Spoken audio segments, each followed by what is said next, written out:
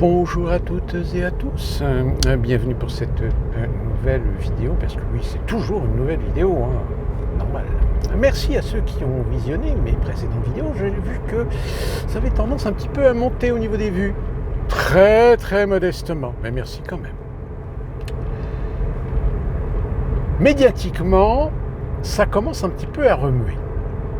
Alors, en France, vous n'êtes pas sans avoir vu que Léa Salamé en a fait encore une bonne avec Marion Cotillard, c'est-à-dire qu'elle annonce que elle venait faire la promo d'un film qui sortait au mois d'octobre de cette année, et en fait non, c'est un film qui sort au mois d'octobre 2026. Je sens que celui qui ou celle qui, vous savez, parce qu'en règle générale, c'est pas eux qui font leurs textes, c'est pas, ils ont des assistants. C'est les assistants qui remplissent les trucs, qui font les prompteurs, etc. Eux, ils arrivent, ils vérifient, ils font les cacous pendant ce qu'on appelle les... Comment on appelle ça déjà, les réunions de rédaction, trucs comme ça. Mais là, clairement, il y a quelqu'un qui n'a pas fait son boulot. Donc, ah bon, c'est l'année prochaine. Vous êtes sûr? Et finalement, mais bon, c'était pas ma question. Du coup, ouais, on a vu que ouais, ça fait depuis 18 ans, machin, que vous étiez avec Guillaume Canet, blablabla. Et on a appris, vous étiez un couple modèle pour les Français, blabla, et puis bah ça vous êtes séparés. Et sinon, ça va?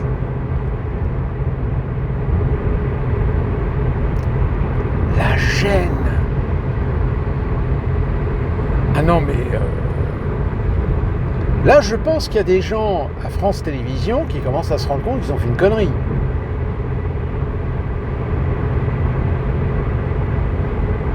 Mais vous inquiétez pas, elle fera la saison.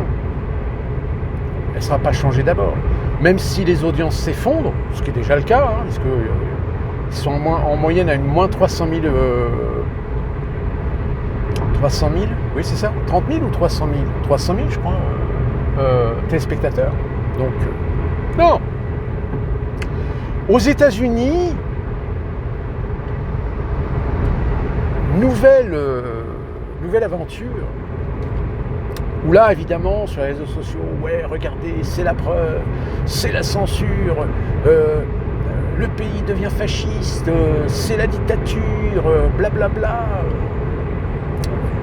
On en avait déjà parlé il y a quelques temps.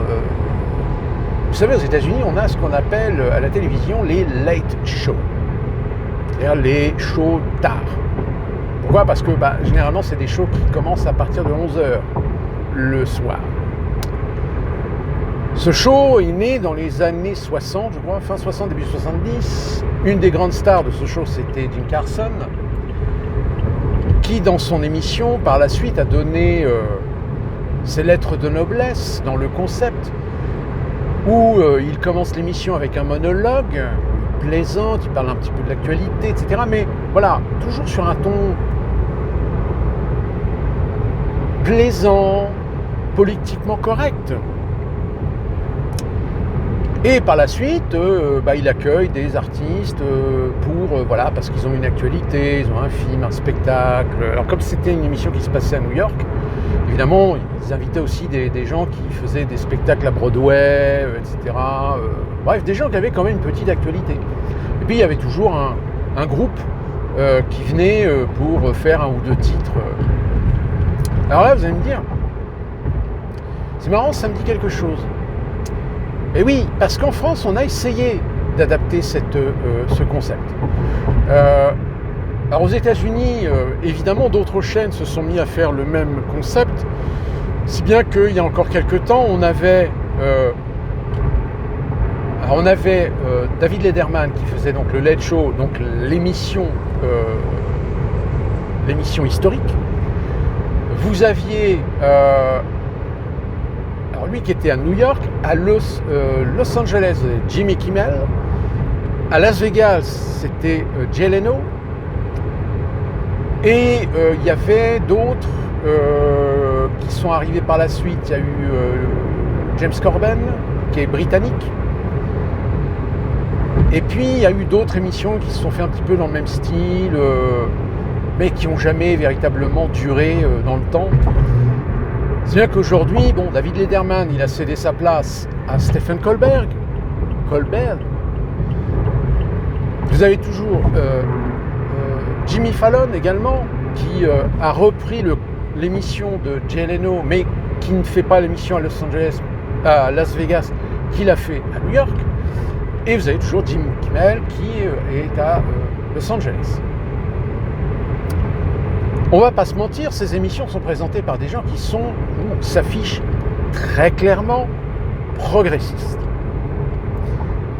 Évidemment, ils ont été un petit peu des chroniqueurs, un peu ce qu'on appelle des chansonniers. Hein, je ne sais pas si vous savez ce que c'est que des chansonniers en France. Pour critiquer, évidemment, l'administration, Trump lui-même, mais pas seulement, parce que même quand c'était Biden, de temps en temps, oui, il mettait aussi en évidence que des choses qui se voyaient, des choses qui étaient très claires, qui se voyaient comme le nez au milieu de la figure, sur lequel il ne pouvait pas passer à côté. Et puis, il y a quelque temps, vous le savez, il y a Stephen Colbert qui avait abordé un sujet qui touchait d'ailleurs Donald Trump. Et il s'est trouvé que, est-ce que c'est la raison pour laquelle CBS, c'est la chaîne où est diffusé donc le Late Show de Stephen Colbert, a décidé d'arrêter l'émission. Mais de l'arrêter donc dans la saison qui vient de commencer, c'est-à-dire la saison 2025-2026. Alors ça fait un petit peu un coup de tonnerre parce que c'est l'émission phare, c'est l'émission historique des Late Show. La raison invoquée, c'est la raison des audiences. C'est-à-dire que les audiences depuis quelques années se sont relativement tassées, voire baissées, et donc c'est beaucoup plus compliqué, beaucoup plus difficile aujourd'hui pour vendre l'espace publicitaire au prix où ils le vendaient à l'époque où ces genres d'émissions faisaient les heures de gloire des chaînes. Et puis lundi dernier, c'est Jimmy Kimmel. Jimmy Kimmel qui, pareil, faisait un monologue en début d'émission et qui a plaisanté sur le fait que les républicains tentaient désespérément de trouver une issue alors que le criminel, le tueur, finalement aurait plutôt un profil de leur camp. C'est-à-dire que le gamin serait plutôt un républicain plutôt qu'un démocrate. Le problème, c'est que Jimmy Kimmel, son erreur, c'est d'avoir parlé un peu trop tôt avant de connaître véritablement et définitivement le profil de Tyler Robinson. Ce que le lendemain, on a su que, au final, le gamin, il s'était bien fait retourner un petit peu le cerveau par les idées wokistes et fréquentait un trans. Sauf que ça n'a pas plu. Alors il faut savoir que c'est ABC qui diffuse le Late Show donc, de Jimmy Kimmel. ABC qui appartient en majorité à Disney. Mais Disney aujourd'hui ne peut pas gérer tout seul l'ensemble des branches dans lesquelles il a des billes. Il est obligé de travailler avec des partenaires. Et il se trouve qu'il y a un partenaire qui s'appelle Unilever. Et Unilever, ils ont exprimé leur mécontentement. C'est-à-dire que là, Jimmy Kimmel, très clairement, il a dépassé les bornes.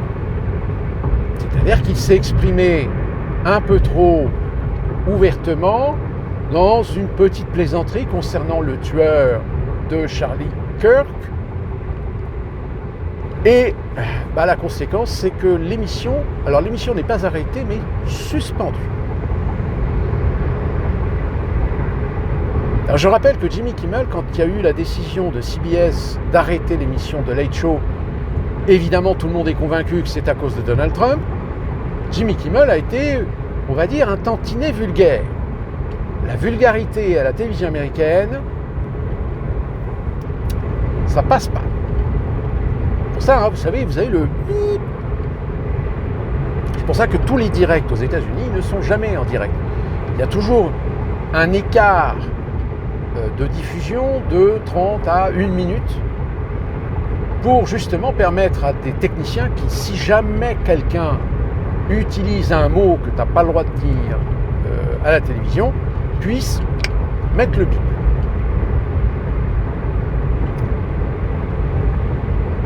Sauf que Jimmy Kimmel, même avec un bip, on a bien compris ce qu'il voulait dire. Alors est-ce que ça a motivé cette fois-ci d'utiliser ce qu'il a dit pour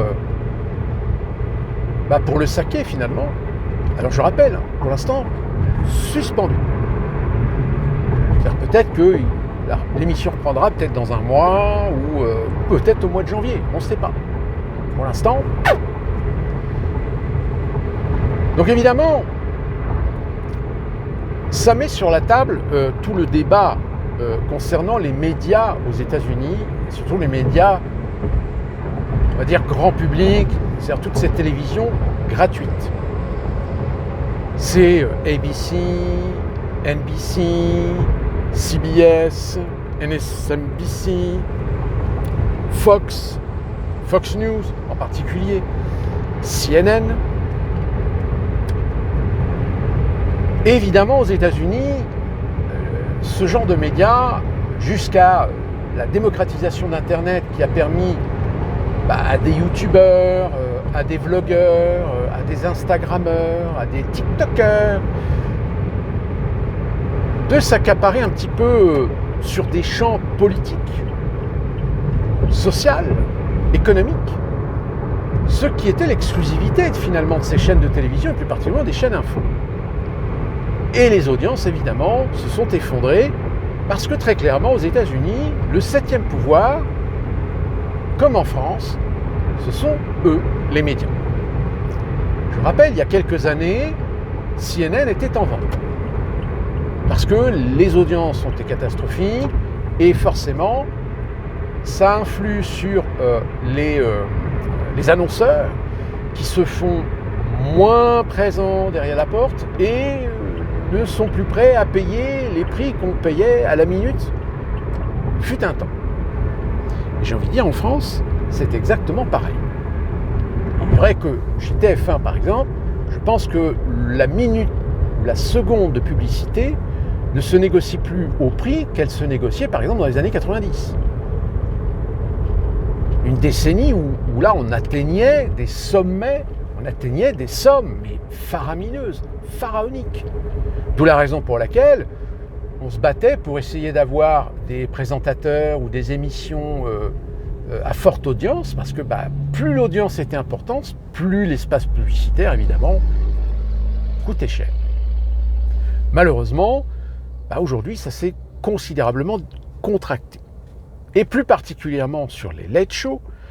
Donc je vous rappelle, aujourd'hui, nous avons donc Stephen Colbert, dont l'émission va s'arrêter donc l'année prochaine.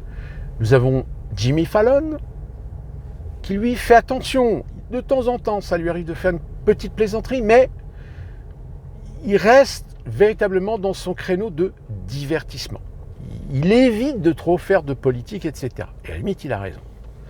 Et puis, en matière de divertissement, il est quand même un peu plus présent, il donne un peu plus de lui-même, parce qu'à l'origine, c'est quand même un acteur.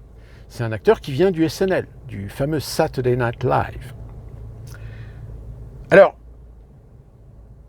et donc Jimmy Kimmel, qui est à Los Angeles, qui est d'ailleurs à côté du Capitane, qui est juste en face du fameux Chinese Theater.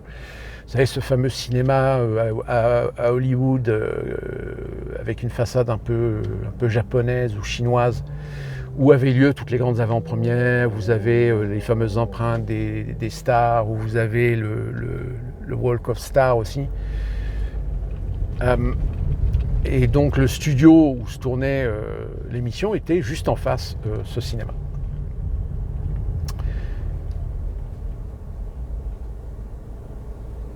Alors, tout à l'heure, je vous ai dit, oui, peut-être que ça vous dit quelque chose. Parce qu'en France, on a essayé d'adapter ce fameux Late Show.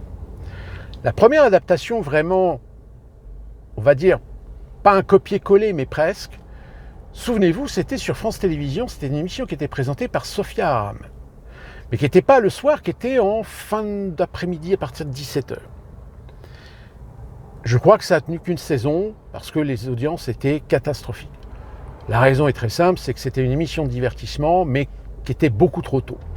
C'est-à-dire qu'il y avait un espoir d'élargir ce qu'on appelle l'access prime time, sauf que non, ça n'a pas marché du tout. Puis même c'était plat, ça manque. Il y avait des moments où tu sentais, où tu avais des creux, tu sais. Puis bon, Sophia Aram, même si là aujourd'hui elle remonte un peu en notoriété, on va dire, mais à l'époque, non, c'était une catastrophe.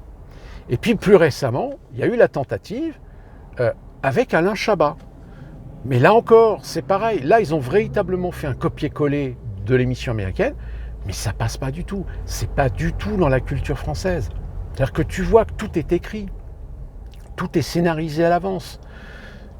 Et c'est ça les late shows. C'est en règle générale, même quand les artistes font la surprise, etc. Non, tout est prévu. Il faut savoir que dans tous les shows américains, soi-disant même en direct, qui ne sont pas en direct, tout est écrit. Et tu n'as pas le droit de sortir de ce qui a été établi, de ce qui a été écrit. L'improvisation, en règle générale, c'est impossible. C'est-à-dire, par exemple, ce qu'on a pu voir ou connaître, pour ceux qui s'en souviennent, avec De Chavannes dans Coucou c'est nous, par exemple, ça aux États-Unis, ça ne veut pas dire qu'il n'y a pas eu des moments où des fois l'artiste a pris une liberté. Il y en a un d'ailleurs qui, au final, a fini par ne plus être invité, qui était vraiment comme ça, qui était un électron libre. C'est Jim Carrey. Jim Carrey était devenu un cauchemar. Pas un cauchemar pour les animateurs, parce qu'ils adoraient ce qu'ils faisaient, parce que justement, c'était spontané, c'était improvisé, etc. Mais les producteurs, non, surtout pas. Non, attends, le mec, il est incontrôlable, quoi. Il y avait aussi un petit peu Robin Williams qui de temps en temps partait. Mais bon, Robin Williams, c'était pas quelqu'un de méchant, c'était pas quelqu'un de perturbé, on va dire, à point de prendre le risque disent des choses qui dérangent. Alors que là, l'émission, l'adaptation qui avait été faite avec Alain Chabat, non, c'était plat, quoi. C'était nul. Mais moi, quand je suis arrivé aux États-Unis, vous savez, il y a beaucoup d'émissions il y a une chaîne qui existe et qui rediffuse certains vieux programmes des années 70. Et j'ai découvert sur cette chaîne que des émissions, des jeux qu'il y avait en France dans les années 80, 70-80, je pensais que c'était des productions françaises. Mais non, en fait, c'était bien des franchises, c'était bien des licences. Je ne sais pas si vous vous souvenez, l'Académie des Neufs, avec Foucault. L'émission d'origine est américaine. Est-ce que vous vous souvenez de Pyramide ? Avec, c'était Lafont, je crois, qui présentait. L'émission d'origine est américaine.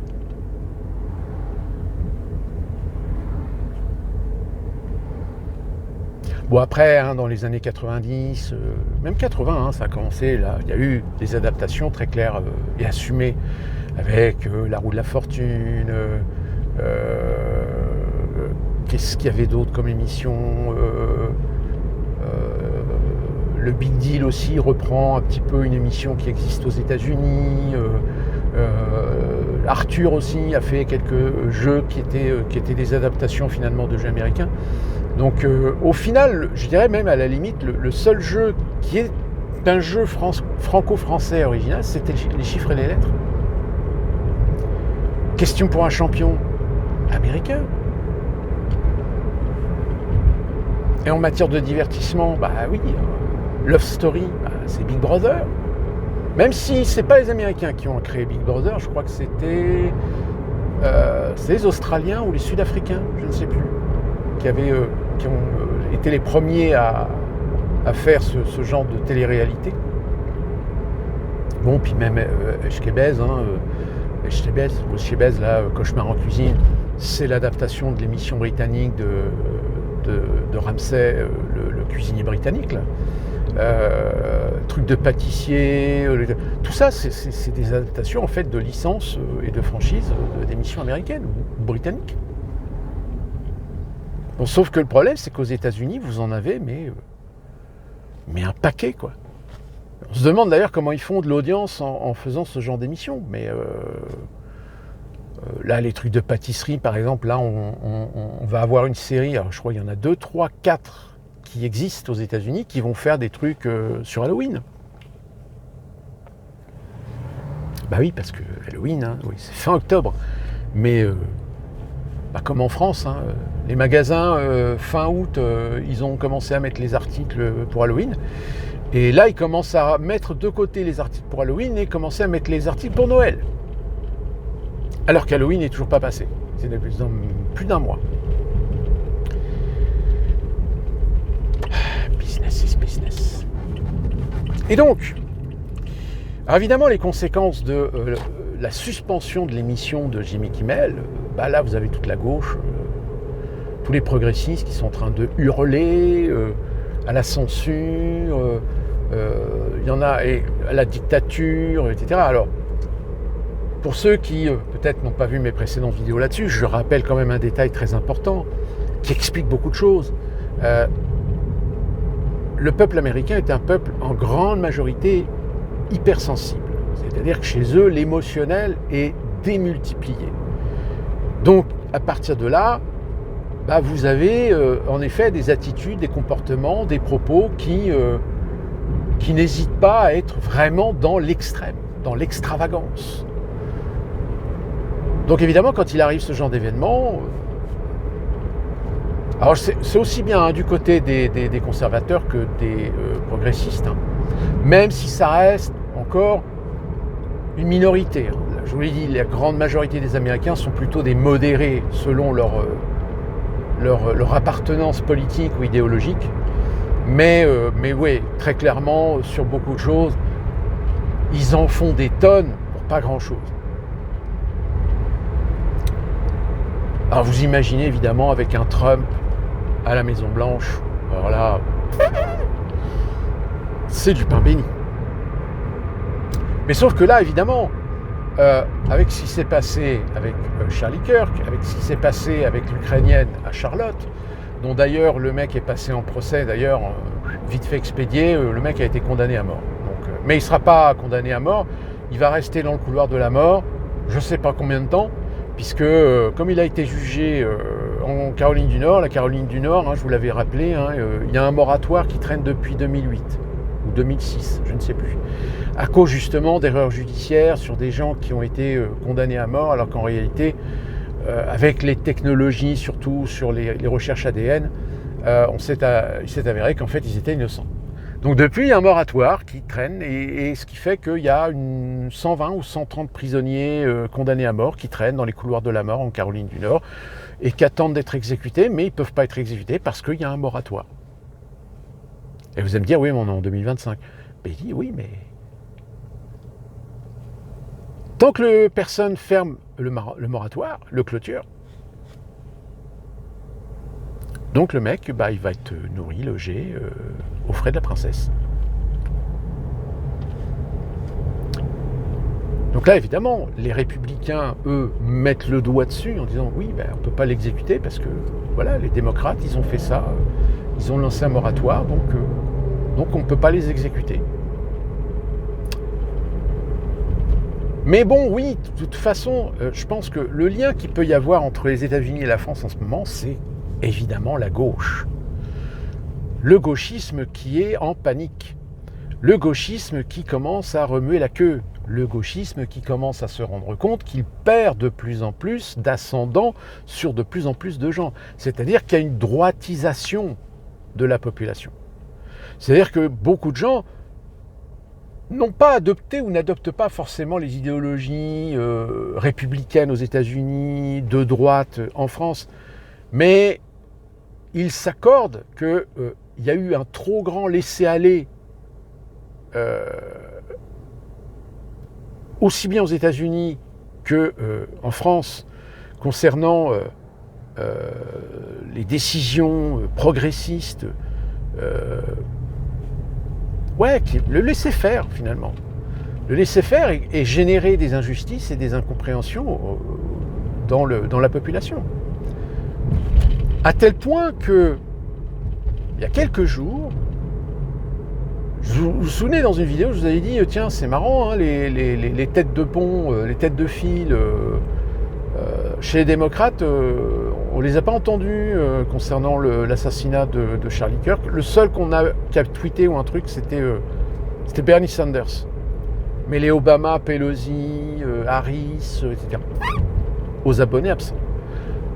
Depuis, oui, ils ont réagi en disant oui, même si on n'était pas d'accord avec Charlie Kirk, etc., nous vivons dans une démocratie, la liberté d'expression, la liberté d'opinion, il est hors de question qu'on en arrive à ce genre de méthode, blablabla, enfin bon, le discours habituel. Et on a Obama qui, il y a quelques jours, il n'a pas fait un mea culpa, mais il a dit en gros que si nous voulons préserver la démocratie, il est évident que c'est de la responsabilité de tous les citoyens. Et cela, quoi qu'ils pensent, quoi qu'ils appartiennent idéologiquement, les fondamentaux de la démocratie américaine se doivent néanmoins d'être respectés. Et c'est le travail de tous, à la rigueur, j'ai envie de dire. Quels que soient les Américains, qu'ils soient progressistes ou conservateurs. Et là, évidemment, qu'Obama s'adresse aux modérés, aux Américains qui font, on va dire les 2/3 de la population américaine, c'est-à-dire une sorte d'appel à la responsabilité de chacun de sauver la démocratie qui est menacée. Menacée justement par les extrêmes. Et quand Obama dit ça, enfin il ne l'a pas dit ouvertement, mais on sous-entend qu'il met la responsabilité aussi bien du côté des républicains excessifs, fanatiques, religieux, que du côté de son propre camp. J'ai envie de dire, en gros, le mec, il commence à chier dans son froc, en fait. Parce qu'il se rend compte que peut-être ils sont allés trop loin. Peut-être qu'ils ont soutenu des communautarismes par intérêt et clientélisme politique, électoral, mais qu'ils n'auraient pas dû. Qu'ils auraient dû rester sur une ligne modérée et ne pas accepter que des gens disent n'importe quoi, n'importe comment, sous prétexte parce qu'ils appartiennent au camp du bien. Et qu'au final, s'ils avaient gardé cette modération, peut-être que Donald Trump, il n'aurait jamais été élu. Mais voilà. On a fait du partisanisme, on a fait du clientélisme, comme ce que la LFI, comme ce que la droite, comme ce que les centristes, comme ce que les socialistes, les communistes, les écolos, le RN font en France. C'est-à-dire qu'ils essaient de s'adresser à un électorat communautaire. Même si aujourd'hui, de toute façon, le Rassemblement national, et ça, évidemment, ça en fait chier plus d'un, reste haut dans les sondages. Et d'ailleurs, la preuve en est, c'est quand vous voyez des sondages qui sont pondus par des organismes de presse ou, on va dire, des gauchistes, ils mettent toujours tout le monde dans le même panier. Le nouveau Front populaire, regardez, il est majoritaire, il est plus haut que le Rassemblement national. Ouais, sauf qu'actuellement, on ne peut pas dire que ça soit la bonne entente entre socialistes, écologistes, communistes et les filles. L'endroit même de se poser la question, est-ce que le nouveau Front populaire existe toujours ? Mais il existera de toute façon. Comme je vous l'ai dit, quand les socialistes, les communistes et les écolos, quand ils commenceront à faire des sondages internes, c'est-à-dire des sondages non publics, et qu'ils se rendront compte qu'ils ne font même pas 5%, ils allaient taper à la porte de LFI, ouais, on peut faire une alliance parce que le RN, il risque de gagner. Bingo. Donc, on va voir ce qui va se passer avec Jimmy Kimmel aux États-Unis. Donc évidemment, ça secoue un petit peu partout dans les médias. Solidarité de la part des autres présentateurs, d'autres émissions, de talk show.